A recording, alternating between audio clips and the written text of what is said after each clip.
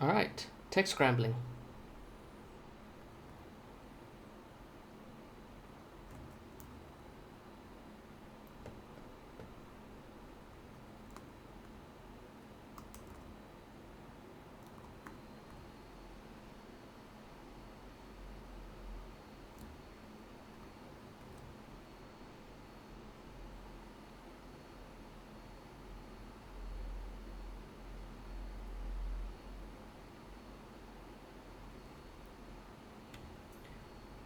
If you were to get this tool, effectively you would have a folder in your content folder called Text Scrambler.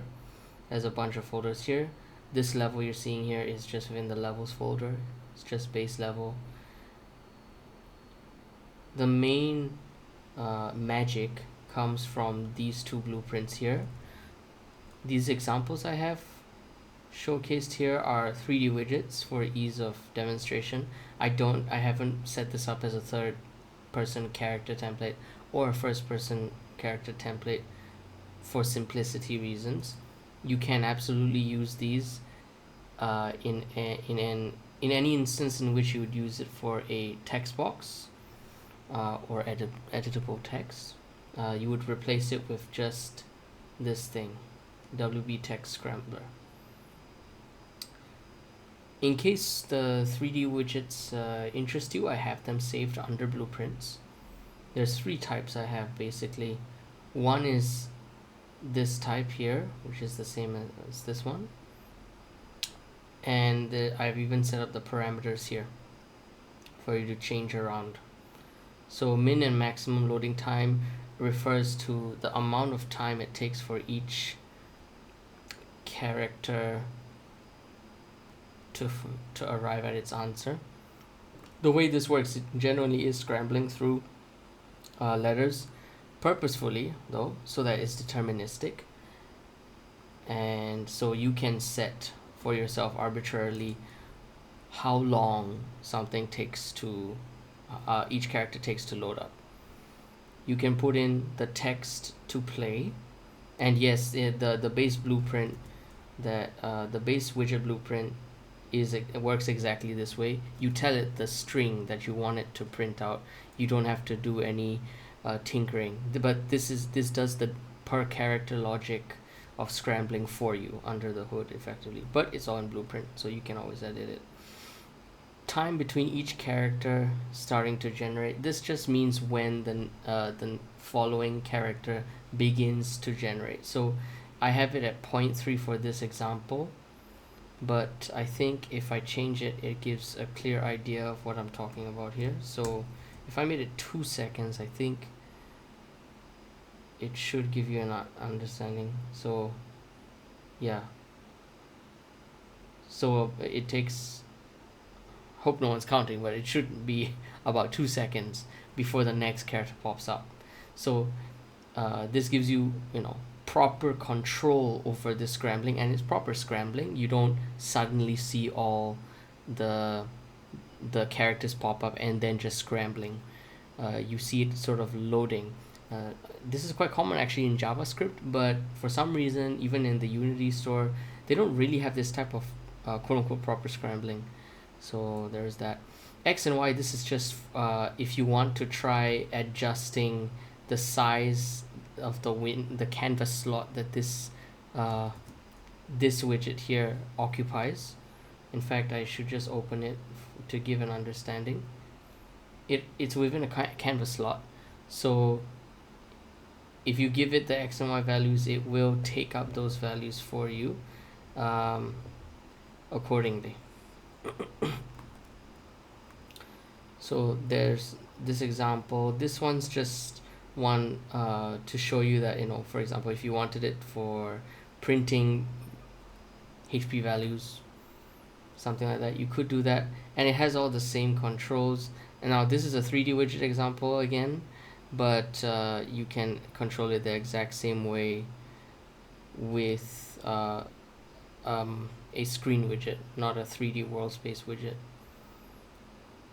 You can see here the parameters are clearly different for this one. In fact, this one's the same 3D widget as this one, but it's just with some parameters changed.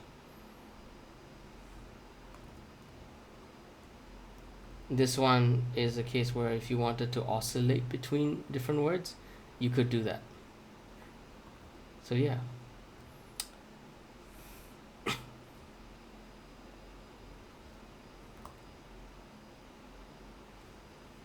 Effectively, because this is meant to be a bit of a demonstration video, if you wanted, I think that another reason why I made 3D widget examples is because I can quickly just drag them in and show you what I mean. So for example, this is the same widget as same blueprint as this one, and it has the default parameters here, so it's a little weird, but let's say we put some values in the first two there. You see the word welcome pop up, and if you wanted to change the text,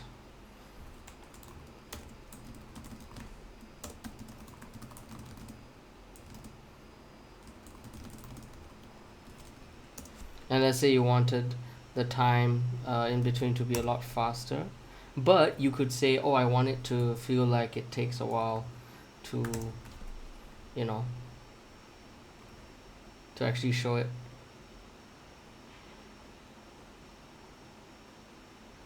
Yeah, that's effectively it. I also do want to let anybody watching or who wants to purchase this know that this system that I've built with these examples also has another thing, quote unquote, that I feel like it adds value.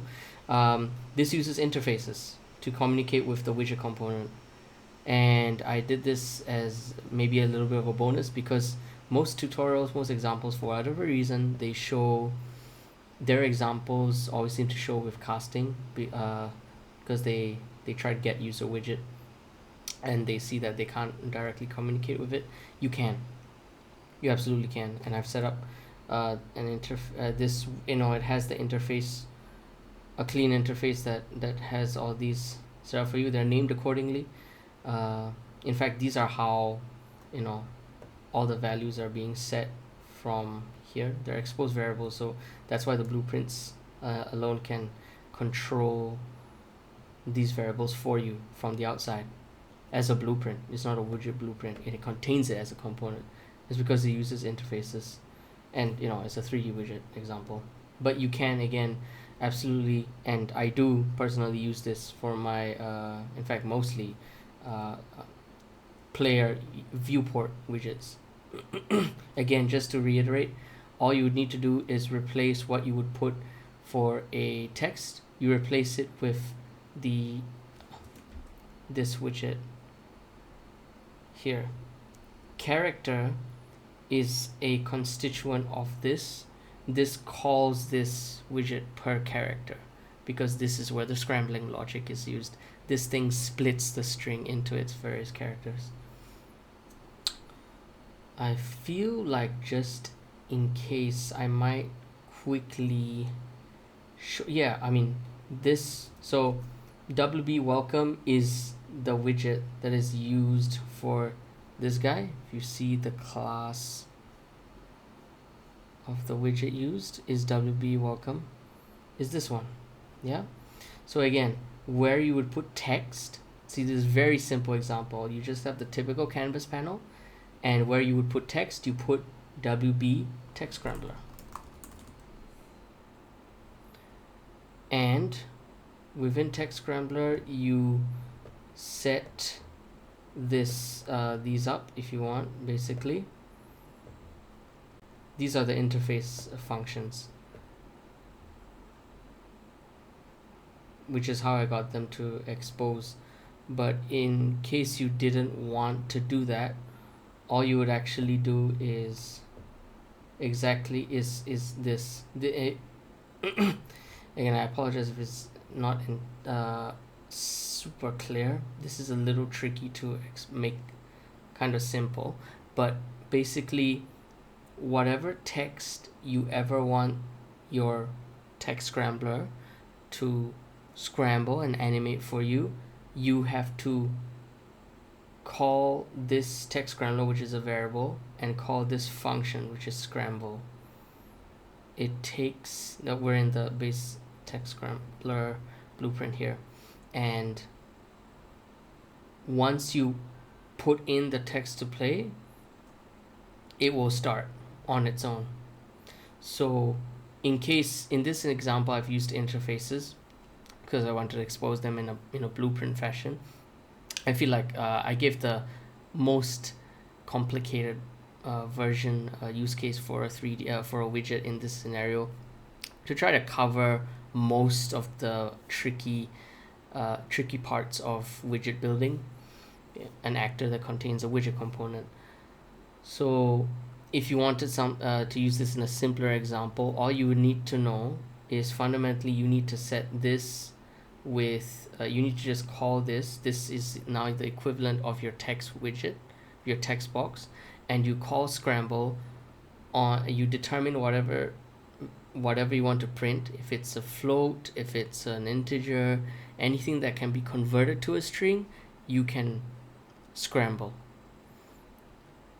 All you need to do is, again, this, and call scramble. Don't call rescramble, just call scramble, and it will work. But know that this will take that input and it will start. So if you wanted to delay it at any point, maybe you could calculate the string or whatever you want to show at some point. Whenever you want to start, that's when you just call scramble for your relatively, simpler widget applications. Yeah, that's it from me.